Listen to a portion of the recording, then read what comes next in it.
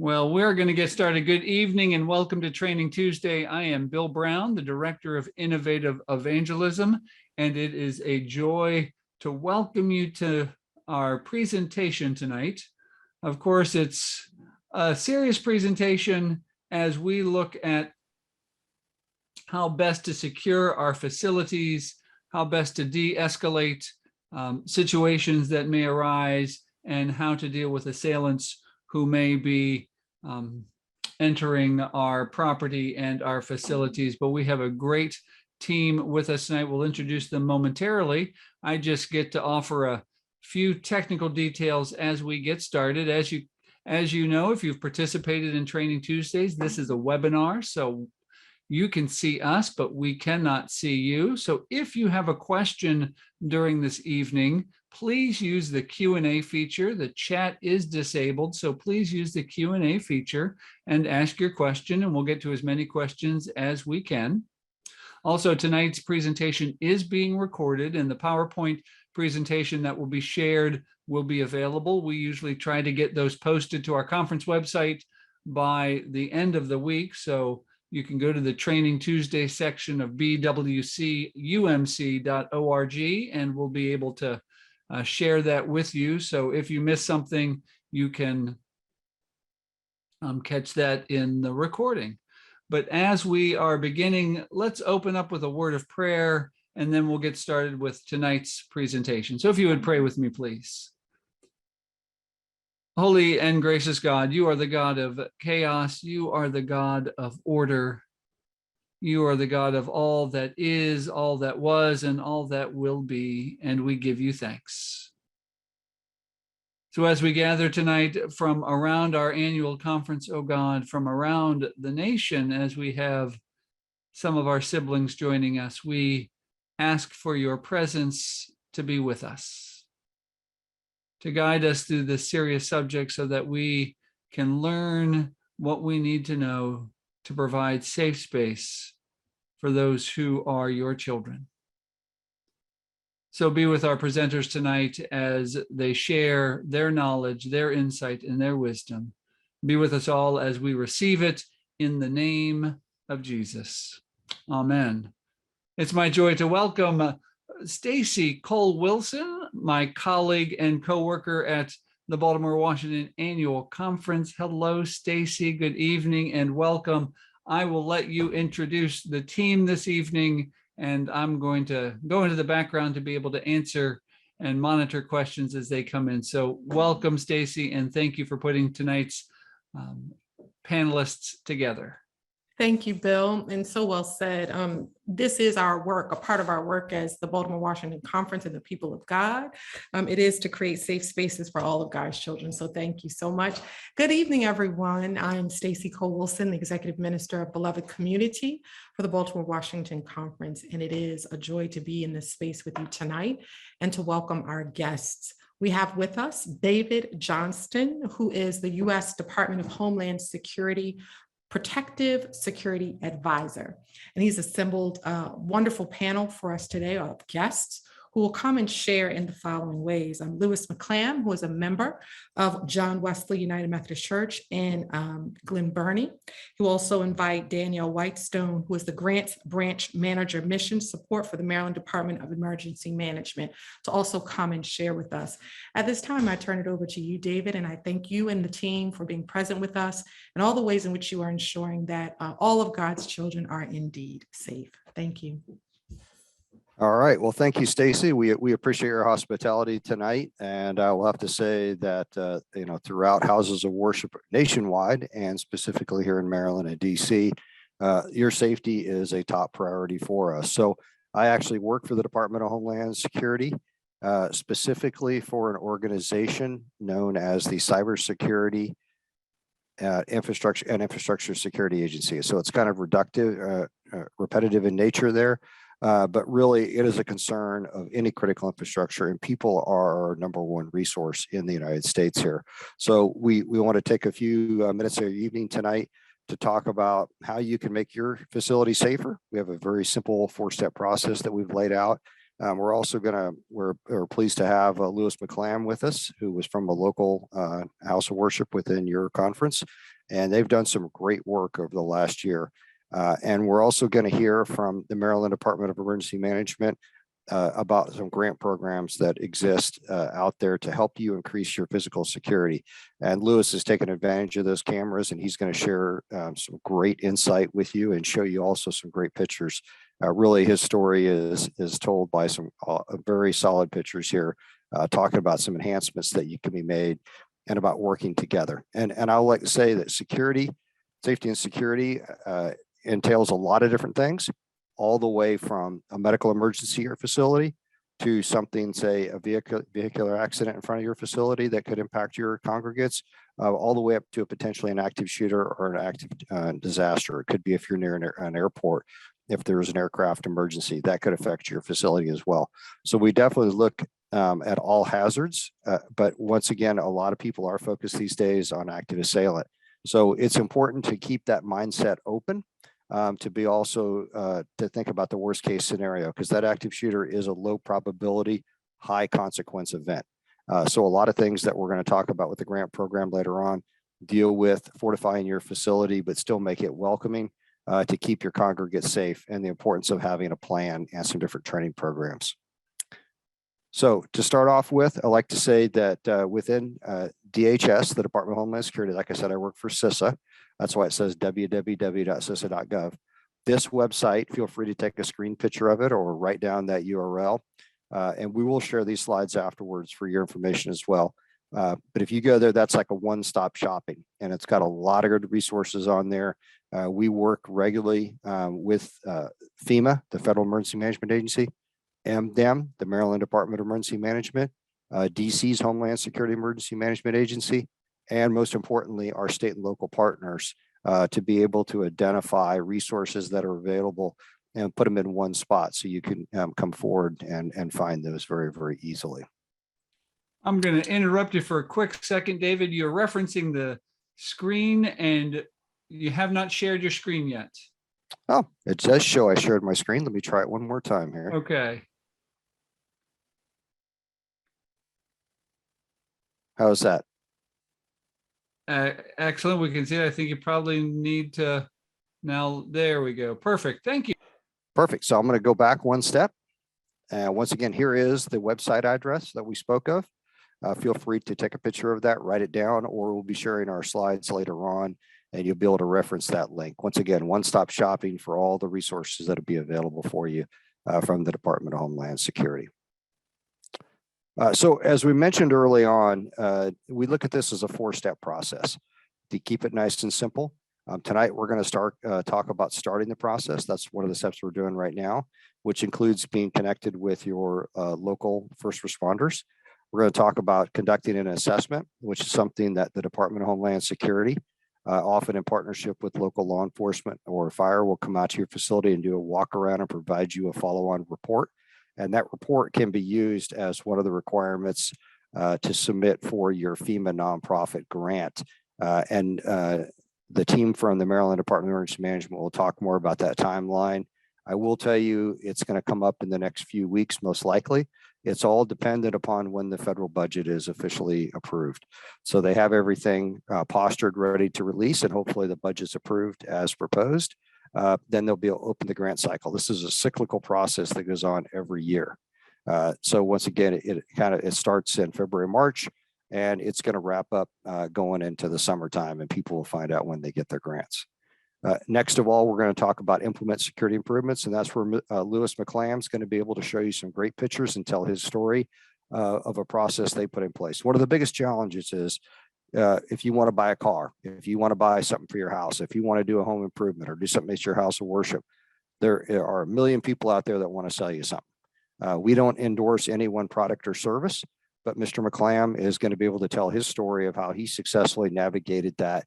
His church did win a grant last year, as well as your conference headquarters here. So once again, opportunity to hear from some people who have been successful in this process and ask your questions. Feel free to ask any questions you want. We have an hour and a half. Presentation is not going to take that long, but we're here. We'll stay as long as it takes to answer your questions. Finally is test your improvement. So it's like anything else. Once you have a process in place, say you buy a new car, well, you have to still to continue to change the oil, do preventative maintenance, make sure the tires are good, et cetera. You don't just, park it and just walk away from it. So the same thing applies to your security planning. So you have to have a security plan and emergency action plan to cover all those contingencies I talked about early on. In addition, the ability to have an alarm system that works, to think about things like you don't want to assign the same code to everybody. In fact, only a few people should have the code. They should each have their own individual code so that you can better control who enters and exits the facility, which also parallels access control, working with your local first responders, et cetera. So without further ado, step one, starting the process. As you can see on the screen right here, one of your first things should be to connect with your state and local partners. And I know a lot of people that may be challenging, but the good thing is if you call us to come out, we have representatives from our team that covers the entire region on the call tonight. We're going to show you their emails and areas here in just a minute that we'll be able to bring along those people with us or to connect you with them so that you have it. Now, that being said, if there's ever an event at your facility, your first course of action in emergency should always be to call 911. But if you needed a question answered, or if you wanted to work on a community outreach program or something from an administrative standpoint, all police departments and fire departments have training personnel and community resource officers and Homeland Security people that can come out and work with you in a non-emergency basis. So that's probably one of the most vulnerable things or the opportunities we're going to talk about. The assessing the vulnerabilities, that's what we're going to talk about when we come out and walk around your facility. You'll hear more about the nonprofit grant program in a few minutes. It is really focused on security. So even though we talked about that all hazards approach, the grant itself is really to fortify your facility to make your people safe. And it tells the story right at the bottom, run, hide, fight. That's the principle that the Department of Homeland Security utilizes and the state of Maryland. Some counties use some other terminology you may hear, avoid, deny, defend, or CRACE, civilian response to active shooter event, and a number of other concepts and programs. In the end of the day, they're all the same. If you can get away from the threat, you get away. If not, you protect yourself. And lastly, you have the right to defend yourself against somebody if it's a direct threat as a last course of action. So really, they're all going to play that same principle. We're not going to dive into too much detail on suspicious activity, possibly to follow on webinar here in the future, but we have some great training on de-escalation and how to listen to people while you call 911. It's kind of like when you identify someone to go call for the paramedics. If it's a medical emergency and someone's there to comfort the individual, same concept applies to the de-escalation. Listening, a lot of people just want to be heard. And if you take that time to have more than one person, more than one usher or greeter come and listen to them, kind of say, can we step outside so we can pray together or so that we can, talk in a more open area? A lot of people like that. And then once again, police, a lot of places will be able to respond in our area within 5 minutes. So that's one course of action. We have a whole discussion on that. Finally, bombing prevention. Very unfortunate that we've seen a escalation in both bomb threats in the local high schools and local schools here in the National Capital Region, as well as nationally against historic Black colleges, universities. That's something we take very, very seriously. The FBI, as you can see, made some very rapid apprehensions to that. Several individuals were, potentially hate crime connected. So we're going to see where that leads in the investigation. And once again, in America, all persons are, innocent until proven guilty. But the evidence, just like it did in the insurrection last year, federal law enforcement partnership with our state and locals take these very, very seriously. There's also been an uptick in the number of actual bombs that have been utilized in Pennsylvania and in New York and starting to out in Western Maryland. So having a device, you should never go and touch a device. You should always distance your friend with any kind of an improvised explosive device. If it's suspicious, back away. And the same concept, run, hide, fight, right? You're going to fortify and protect yourself, whatever it takes. So on our website that we talked about, we have a lot of good reference sheets. Once again, the URL at the bottom under the red text. And we also have a security guide that's more lengthy in detail. If you just search security in the internet, you'll get millions of returns. So things are very, very overwhelming.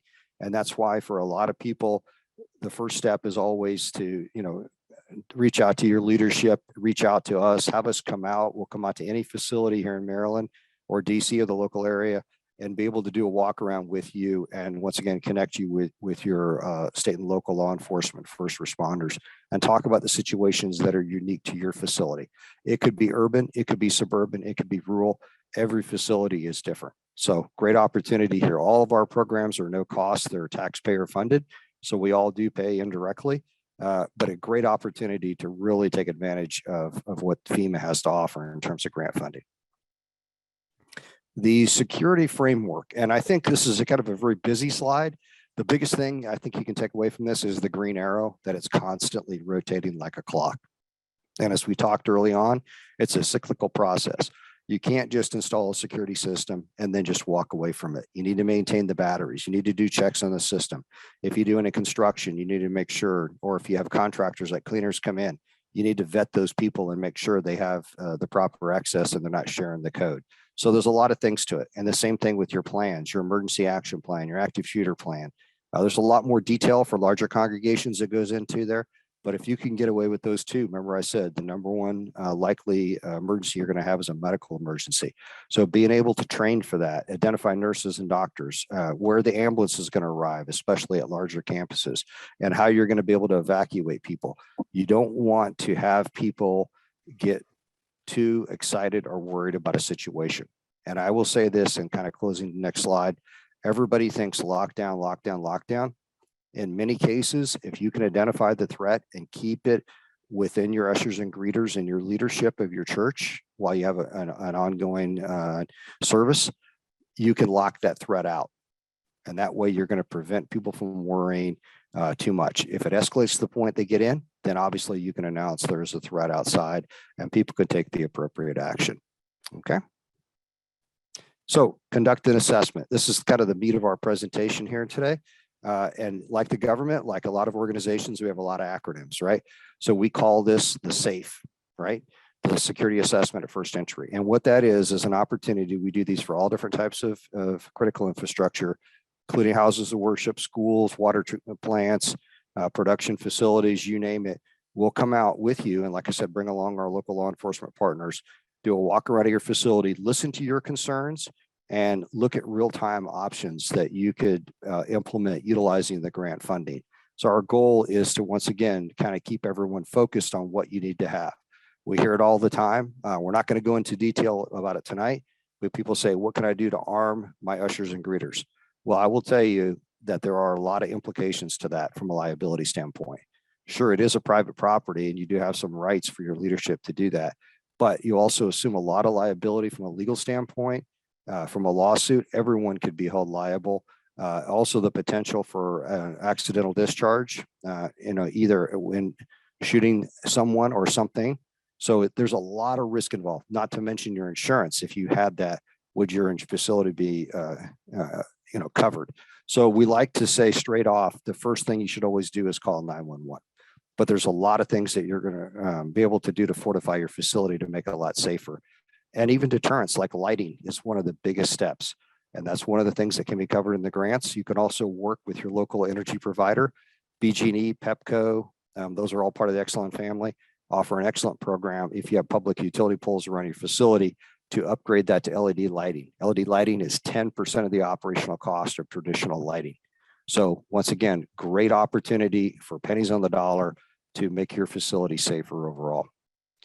If for some reason you are not comfortable with someone coming out or your facility is not accessible right now, we do have a self-assessment option. The thing about the self-assessment option, it's not the same as sitting there talking to a protective security advisor in your local police. So, and what I will say also, you have the option to also call local law enforcement, but a lot of times local law enforcement, they have many different hats that they wear. And so they may not be as much of a specialist, as someone would be from, say, the Office of Emergency Management or from a designated Homeland Security unit. So we'll make sure that the right person from that department accompanies out there versus simply a patrol officer, which may not have as detailed of information about the programs that we're discussing tonight. If you did go for the self-assessment option, and the same thing with when we do come out in person, these are all the different categories we talk about, anywhere from security, emergency management, that's that emergency action plan, security plan, talking about your safety and security force, talking about your perimeter and parking, and simple solutions to be able to limit just any kind of illicit activity at your facility. Access control, that's your ability to use the keys or access cards. And you'll hear about that from Lewis here in just a few minutes as well. Some great proven practices he's implemented. TVs, cameras, etc., to once again fortify your facility and make it secure. At the end of the day, we're looking to give you options for consideration. So we're not going to provide you, for instance, this is the one solution. We're going to give you a option.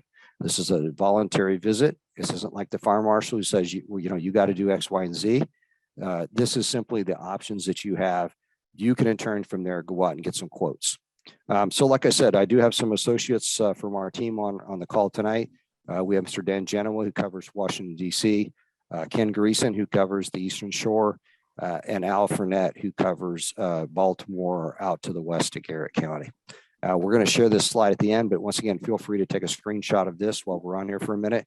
And in doubt, you can always reach out to me, David.Johnston at CISA.dhs.gov, number 2 there, and we'll make sure you get connected. So if there's anybody from Pennsylvania or West Virginia that's on the call, we'll make sure to get you connected with that person as well. Okay. All right. Step 3, implement security improvements. And like I said, a lot of this is about training and awareness. So insider threat mitigation is another program that we can come out and talk to you about. Surprisingly, half of all incidents involve some type of an insider, even chatting, ideas, things on the internet, people placing threats. And 75% of all incidents where someone actually gains access to a facility involves an insider. So whether it might be accidental, it might be intentional. So the ability to have that awareness and to understand the importance of that, to try to mitigate that and have reporting processes. And like I said, we have a process that's similar to this 4-step process that we can talk about with your team. Also active assailant and medical training. So we can come out and give that training, or we could do it on a subsequent webinar based on that run, hide, fight. And we can talk about what's going to happen in your local congregation. So it's always better to do those at the local county level in person, because the way that law enforcement responds in Anne Arundel County may be different than it does in Baltimore City or in Washington, D.C., or even in different parts of those jurisdictions, depending on if it's urban, suburban, or a rural area. Medical training, another valuable no-cost training is called Stop the Bleed, DHS program. It's the use of tourniquets, coagulant bandages, and that training is often offered at the local level by paramedics.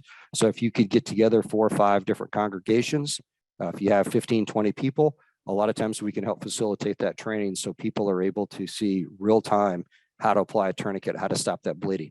And it could be a car accident. It could be somebody gets a severe cut working in the kitchen or near the lawn equipment. So there's not just, something from an active assailant. There's a lot of real world implications to this training. And then we already talked about de-escalation training there. So we have a couple fact sheets. Once again, we'll share that with your leadership here to talk about that insider threat, the impacts that it has on society, and the factors that you could do to prevent that in the future. So without further ado, I'd like to introduce Mr. Lewis McClam, who is from a local congregation in the area, to tell about his success story. Lewis. Thanks, Dave. Good evening, ladies and gentlemen. Thank you for allowing me a few minutes to give you a thumbnail sketch of how I obtained a grant for John Wesley and Glen Burnie. On February 27, 2021, after I received information from the conference treasurer about FEMA's nonprofit security grant, I began the process to apply for a grant. My first step was to contact the Anne Arundel County Police Department and ask them to conduct a security assessment of the church. The areas identified for improvement during the assessment were access doors upgrade, windows upgrade, closed circuit television camera inside and outside the church, intrusion alarm system upgrade, better exterior lighting, emergency preparedness, which covered how to respond in case of an emergency, fire or shooting, and staff training.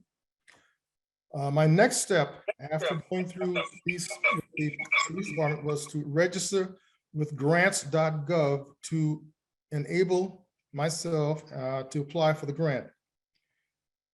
once registering with grant.gov, I also had to make sure that the church's Dun and Bradstreet number was current and accurate. And I also had to register with sam.gov, which is the federal government system awards management program. The last thing I did was apply for the federal nonprofit security grant through Maryland's Governor's Office of Crime Control and Prevention, the grants management system. On September 15, 2021, John Wesley was awarded a grant in the amount of $65,500 under the State of Maryland's Protection Against Hate Crimes Program to enhance the church's security in the areas of video surveillance and network equipment, an access control system, and an intrusion detection system. Clear Connection, a Maryland-based technology, consulting, security, and support firm, which was recommended by the conference, was contacted for the installation. Clear Connection is a top-rated company that uses state-of-the-art cables and equipment for their installation. And to date, we have installed the following items: installation of 2 IP video door intercoms, one in the main entrance of the sanctuary and one in the kitchen area. Number 2, installation of 2 IP answer stations, one in the conference room adjacent to the fellowship hall and one in the secretary's office. These answering stations contain a video camera and a door release, which allows access from their locations. Number 3, installation of 17 IP high resolution cameras to cover the interior and exterior perimeters of the church. And number 4, installation of a big screen monitor to display all 17 high resolution camera shots at one time. The only thing that's remaining in this process is the installation of the intrusion alarm system. I have a few slides to show you how that installation went, so you can take a look to see. David, if you would. The first one is the IP video door intercom and the fob access reader. That little square in the lower right corner is the access button. And once someone presses that button, the camera comes on and the secretary in her office can see who's at the door. And if she wants, she can release the door and let them in. Next one. That's one of the high resolution camera. It's on the right side of the main entrance, high up around the eaves. So it's a very small, unobtrusive camera that can capture the entire area. Next slide. One of the same types that's inside, it's a little less intrusive, and it's in the entrance to the main sanctuary off the north exit. So it's a very small camera, unintrusive. Next. That's the big screen TV that has all 17 monitors of the cameras at one time. If you notice in the lower left corner of that slide, there's also the answer station where we can monitor who's at the door with a close shot and actually open the door from that monitor. Next one. That's the monitor and the answer station in the secretary's office. We chose 4 shots so she can have access to see who's coming up the entrance, who's in the area behind at the kitchen entrance, and who's in the parking lot without having to leave her desk. Next one. That's an example of the Cat5 and Cat6 cable that's installed. Again, Clear Connection uses very high-grade quality cable for installation to make sure everything works perfectly. I appreciate your time. Thank you very much for allowing me to give you some information on our church installation. Thank you. All right. Well, thank you, Lewis. We appreciate that. And great job, like I said. And I think he was awarded around $65,000. And how much of all these upgrades cost? The upgrades are going to cost just about that amount. Perfect. So once again, quality product costs a little bit of money, but this is investment for the long term. And it's the way it's designed. This is the right type of cabling to utilize. A lot of people will use coax cable, like the old television cable, or they'll try to go cheap with wireless cameras. There are applications when you would use wireless cameras, but the reliability, once again, if your Wi-Fi goes out, now your cameras go out. It can be jammed easier, for instance, et cetera. You can have other problems with electrically with those products. So it's important to get a professional. We don't endorse any one product or service. Lewis mentioned the vendor they utilized. They've done a number of houses of worship, but that's an independent decision that you're going to need to make. And just like any kind of work done at your facility, it's wise to go out and get 3 quotes, because if you have a scope of work and know exactly what you want to have done, you'll be able to do a comparative analysis. But I will tell you, working for the federal government for many, many years, we used to go with the lowest bidder, caused a lot of problems for us. So now we go to the best value. So, you have to be able to weigh that. And I will say other organizations, the Jewish community and the Catholic community, both have offices at their headquarters that will help identify packages that different houses of worship can go with, and then offer different vendors and different solutions, almost like a matrix. And that helps vet some of the challenges and to be able to have more of a consistent process, make it a little easier on local congregations there. All right. So once again, just to hit on real quick, testing your improvements. Once you do all that work, obviously you have to go back and make sure, like I talked about, every person, which should only be a few that have access to turn the alarm on and off, should have an individual code so you can regulate who goes and when. Some of these systems also enable smartphone applications. So you can download an app and say Lewis at his church could assign who has that access to that app to use their iPhone, and the near field technology similar to, say, Apple Pay or Google Pay if you use on your phone. That same technology can be utilized to access the panel, because you may give somebody your badge or your key. You're probably not going to give them your iPhone or your Android, and definitely not with the device unlocked. At least I wouldn't. So once again, there's a lot of options out there, and I advise you to take Mr. Lewis's McClam's expert experience here. He's worked for the past year and come up with a great solution. In closing, I'm going to turn it over here real quick. We did have a question for Mr. Lewis before we get too far away from him. Lewis, did you use mag locks with your door system is the question that came in.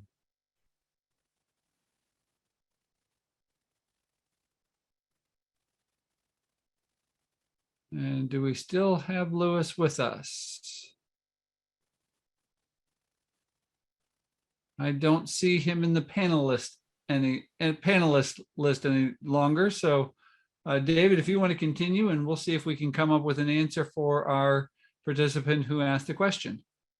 Perfect. All right. Well, I'm getting ready to turn it over to Lola Parker from the Maryland Department of Emergency Management to talk about the grants. I just want to give you one final shot to, take a picture or make a note of where you reside. And, once again, any of us are willing to come out and work with you. I will say that the grant cycle is going to open here probably in a few weeks. Once again, when the federal budget's approved, with that and combined with the other upcoming events in the spring, it's always best to be proactive and start earlier rather than waiting. And finally, that same link that we showed you earlier.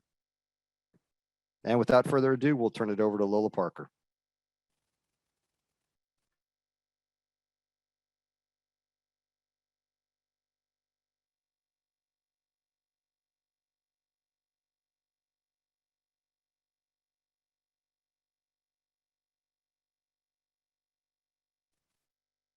Okay, Lola, I don't hear you talking. Danielle, are you on there? Hi, yes, can you guys hear me?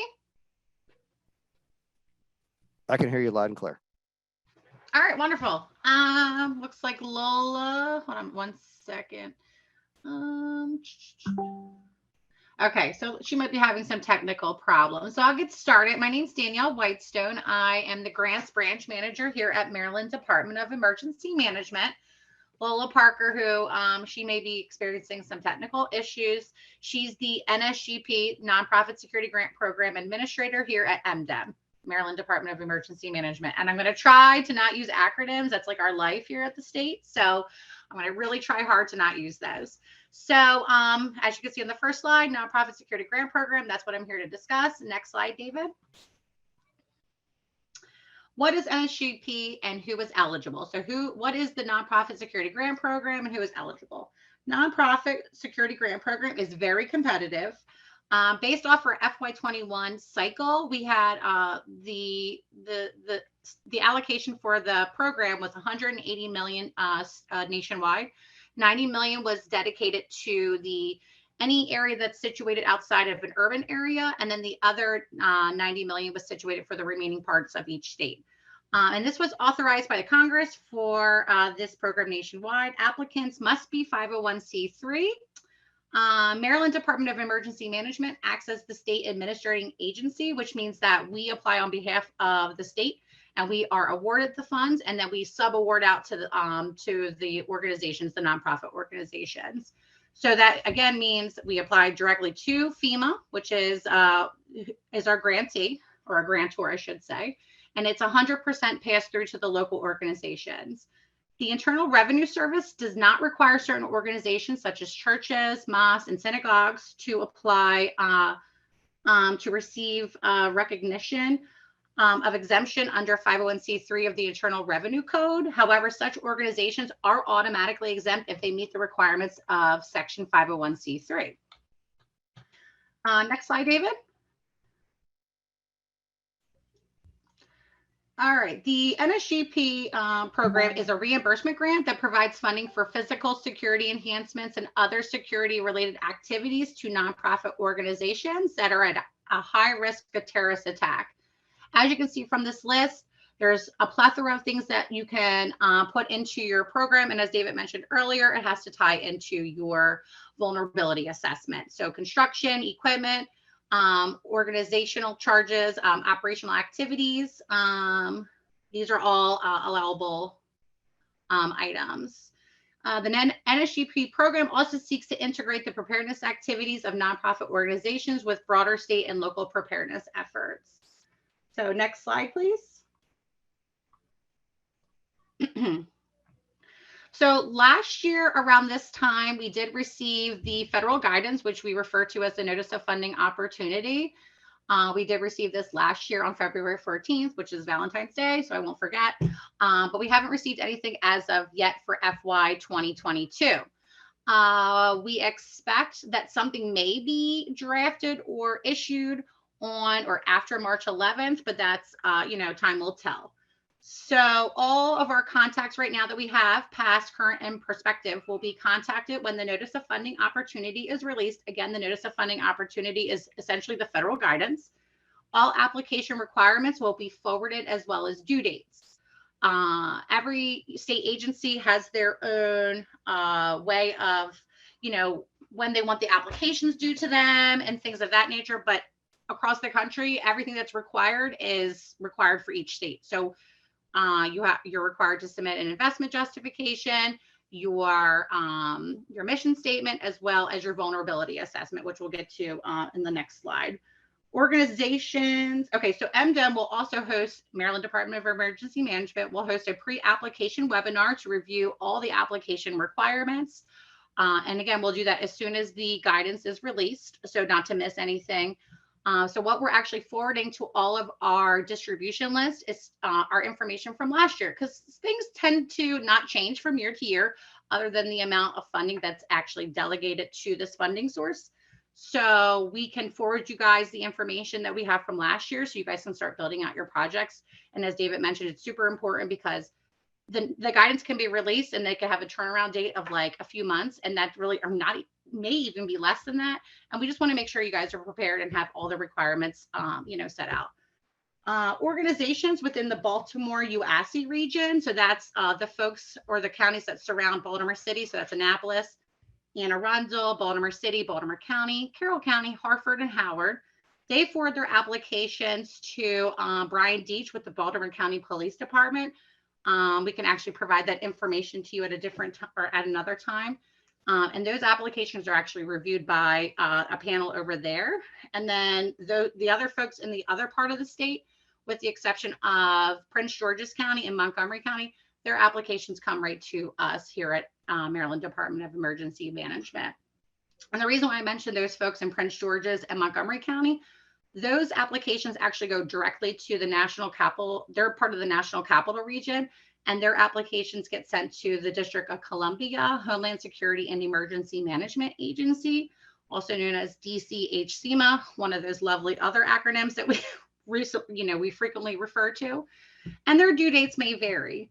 Again, we don't have any due dates because the guidance hasn't been released yet, but I know Lola has already started sending out information to our distribution list here at MDEM, which I think it's like 800 people. So, if you're interested, Lola's information will be at the last slide here, and she can certainly forward you that information as well. And typically we give folks about a 30-month period to spend the funds, and it usually starts, the grant award will start on September 1. That's not saying that we may actually send out the awards on September 1 or, before that start date, but that's when the award will start typically. And next slide. I think I jumped a little bit ahead of here, in the previous slide, but the NSGP requirements are an investment justification, your mission statement, and the vulnerability assessment. So the investment justification is an Excel document that constitutes as your application. This document, there is no exception to what can be, submitted. This is a required document that DHS FEMA requires.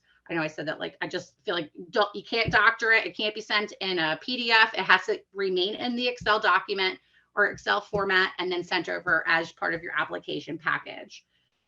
Your mission statement, as many have, is a requirement. And lastly, your vulnerability assessment completed by yourself or an appointed entity is also necessary, which is also required within your investment justification to be weighed against the threats and hazards and costs. So basically your budget needs to tie into what vulnerabilities have been outlined in your assessment. And just for your information, again, the folks who are interested in FY 2022, a starter email has already been, generated and sent out. So again, if you're interested, please reach out to Lola Parker. Her information is on the next slide, and she will definitely forward you the information so that you have, you can better prepare yourself for when the federal guidance is released. And that's all I have.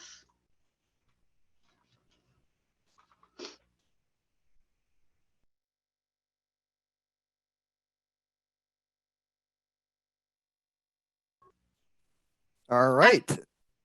And we'll turn it back over to Bill. I think we do have a few questions on there. And like I said, we have all the time you need to answer anything you want to know. Perfect.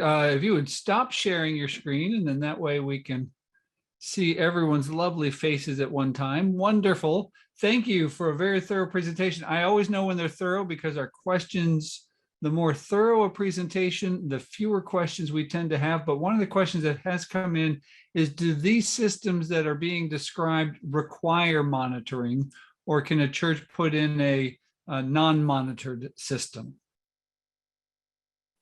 So that is a great question. And I actually like to refer back to Danielle, because there are a couple of stipulations with the systems in terms of facial recognition and LPR. And then I can address the issue about how you can store the recording. Could someone repeat the question for me? I'm sorry. Let me unmute. Do the systems that are being described require monitoring, or can they be a non-monitored security system? Well, facial recognition and license plate readers are unallowable costs. So I'm not sure if that. I think monitoring more like a central monitoring system. If an alarm goes off, that somebody is paying attention to it, not monitoring in terms of tracking people. Sure. And I can answer those questions for a couple of points. First of all, is your alarm system should have a vendor that monitors it, right? And you can set up those protocols. If it's a fire or we call it duress buttons is another perspective. You can hit if it's an emergency, and that'll immediately notify the police, kind of like a silent bike alarm. But also if someone enters the wrong code, if someone pushes the fire emergency button, the system needs to be monitored. Also, it needs to be backed up so that you can access the information. You can access that. You can store those DVRs, usually the digital video recorders on site. but it's even better if you store it offsite, and a lot of it is cloud-based right now. But those are some different options and solutions we can talk about when we come out there. But the big thing to what Danielle noted is that you cannot use any kind of facial recognition, and you cannot use any license plate readers. And that's simply because of the fact that DHS doesn't want to be associated with that and the associated liabilities involved in that with any kind of profiling or issue. That doesn't mean that you can't have it where it notifies you at home. You can set parameters on a lot of these systems. For instance, if someone walks around the back of the building between, I'm just making this up, 7 p.m. to 6 a.m., it's going to send a text to somebody that works at the church, and you'll be able to view the video. That way, if you call 911, or if the alarm company calls you and says, hey, we have this alert, and you can see, oh, it's just 2 deer, or is it 2 guys with a sledgehammer? Big difference in the law enforcement response that you're going to get when you call 911. So that's an option. Something else I'd like to have Danielle maybe hit on is this is designed for a one-time expense. So any associated costs you have with those remaining contracts on a monthly or annual basis would be the responsibility of the facility. And Danielle, can you also talk about how it's really designed to get the grant one time and some of the preference processes there?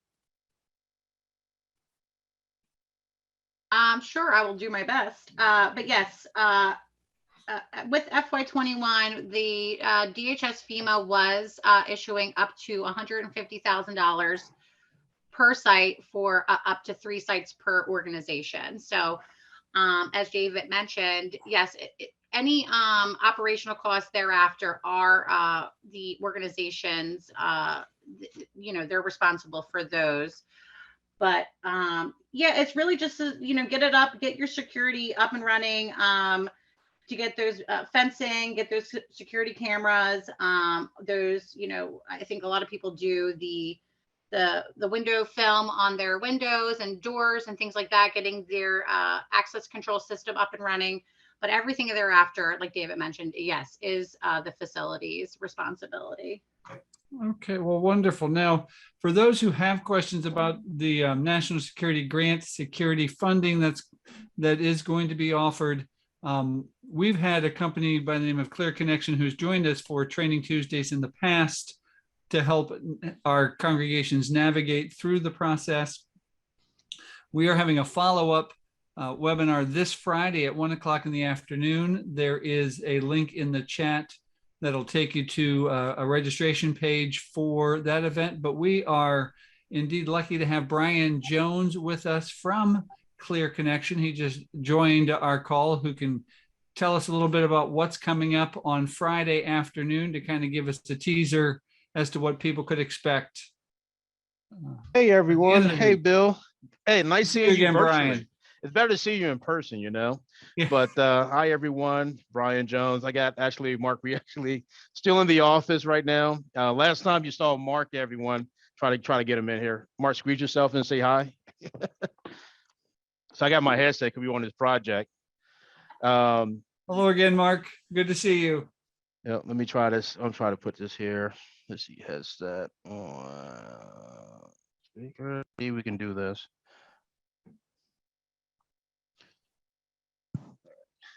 Can you hear us? Bill, can you hear us? I can hear you both. Yeah, so I just got there because I have multiple screens. So I just talk for us. So let me put it back on my headset. Now and let's go here. All right. So everyone can probably, Bill, can you hear me? All right, good. So I just put you on my headset. So Mark and I, we do a lot as far as the nonprofit security grant. David, great job.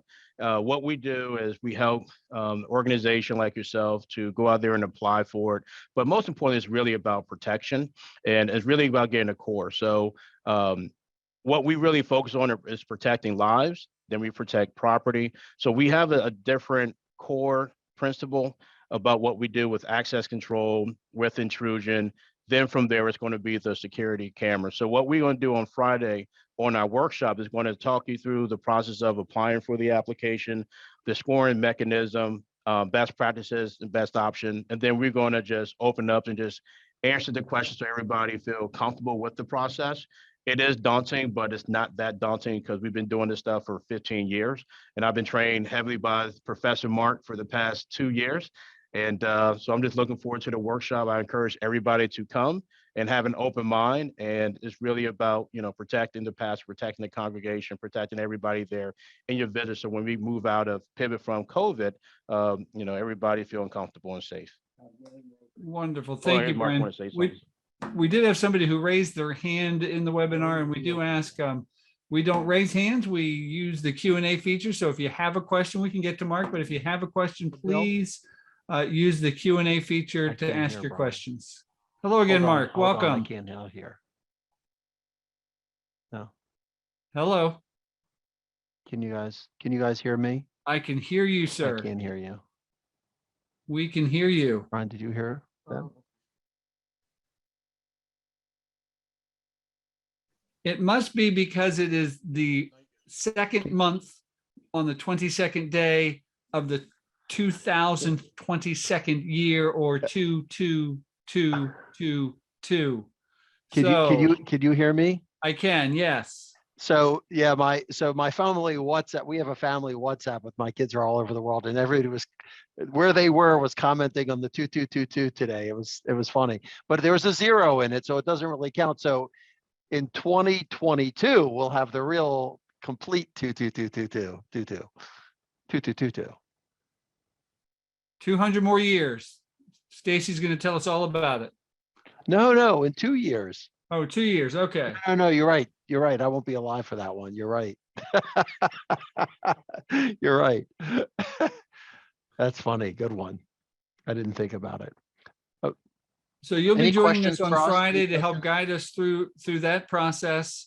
And do you all provide a list of approved vendors, or how would a church go about finding vendors? Well, we're So we're an integrator. That's what we typically serve. That's what we do typically. But if they're out of the area, I mean, we can help them find where's the locations that we're talking about. Is this nationally? No, we're still looking in the same regions from the last time you were with us in Maryland, West Virginia, DC, Yep. Eastern Shore, Delaware. Yeah. Well, we can talk about that at the workshop on Friday. As Okay, needed. wonderful. No problem. And I'm not sure who can answer this question, but does anybody have an idea what average monthly cost would be after a system is installed? So we were talking about monitoring a little bit. Yeah, that's a good question. So we have to work that out. It's all going to be based on what system you get and what features you want. So that's going to be driven by the actual system itself. Okay. Wonderful.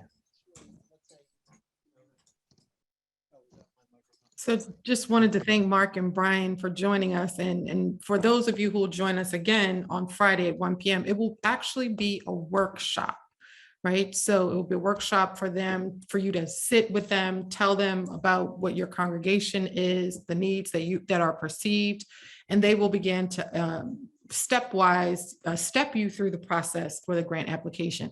Also, just want to say thank you so much to David Johnston and his team. They're phenomenal. And as you'll notice, David worked with Lewis, who's also working with Clear Connection. So all of us have been working together, and we're just so grateful that we have this relationship.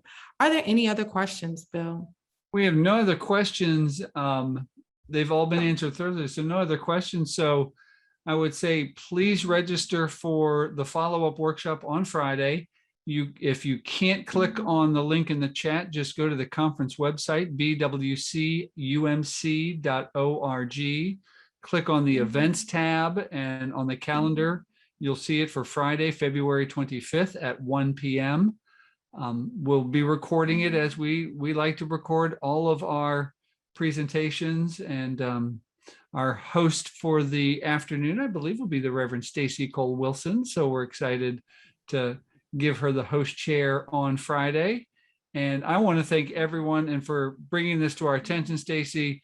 It's just been lately in the news a rash of violence and threats against religious institutions, some institutions of higher education. And while we do not live in fear, we do live in the sense of intelligence and that we do have to provide some safe space. So thank you for bringing this to our attention so that we can bring in some experts and bring in some funding streams in order to be able to provide for this. I want to thank everyone for being with us tonight, for taking the time to participate in Training Tuesday.